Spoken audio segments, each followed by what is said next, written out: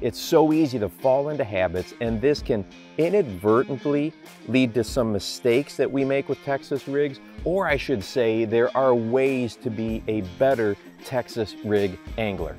I'm going to go over 4 tips today for Texas rigs that I think are going to really help you out. Number 1 is it is so easy to use a hook that is too long or too big for the plastic. And here is how I determine or gauge whether or not that hook is too big.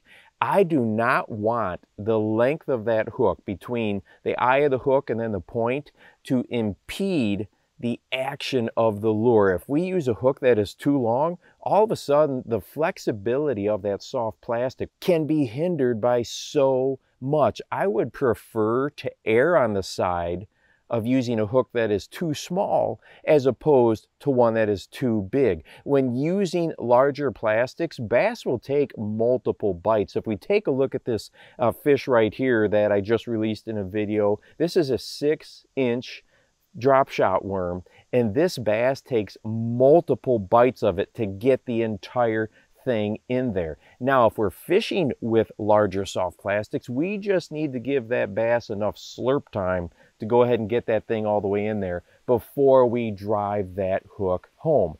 But the other thing that can happen with hooks that are too large is it adds a lot of extra weight to that soft plastic. And if you're wanting that slower sink, that slower fall, too big of a hook can cause maybe some issues that we weren't aware of.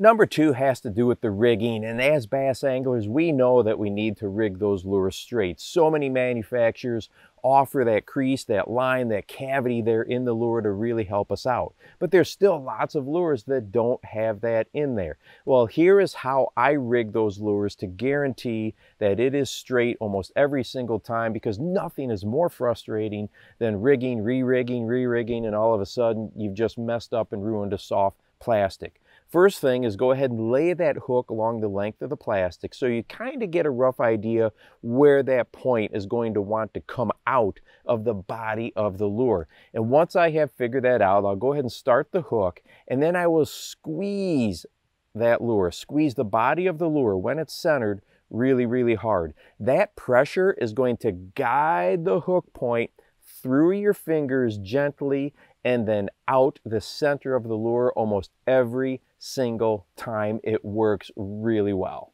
Number 3 has to do with the plastic slipping down the hook or bunching up. Not only can this impede our hook sets, it's also extremely frustrating to go ahead, make a cast, fix the lure, make a cast, fix the lure. It drives me crazy. And yes, there are many great hooks out there that have really good keepers. But there are a couple issues you might run across. One is they can be a little bit on the pricey side, and you may not want to spend that type of money on a hook with a keeper.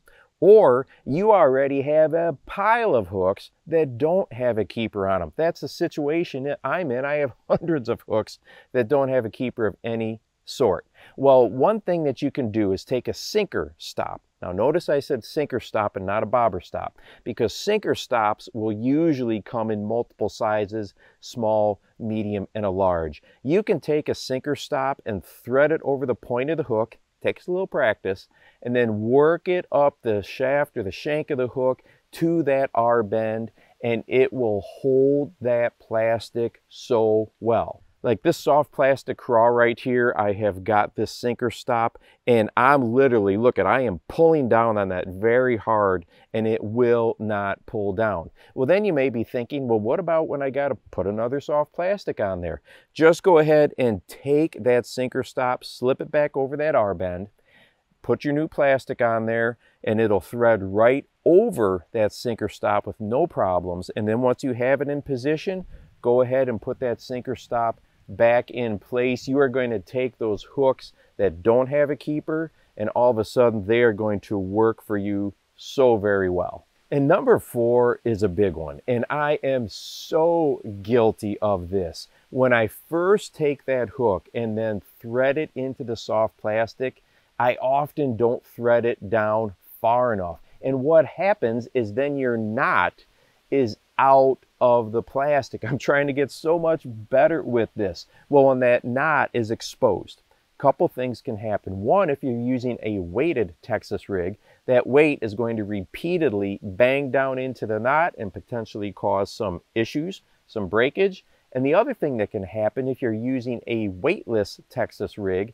is that the tag ends of that knot, if that knot is out of the plastic, are going to catch all kinds of debris, whether it's vegetation, slime, a leaf, whatever it might be. So really make sure that knot is down inside the plastic. And hey, if you would like to watch a video that talks about bass and water temperature and covers some stuff that you may or may not have thought about, go ahead and check this one out right here, and make sure that you go out and encourage someone today. You never know how you might just change their life.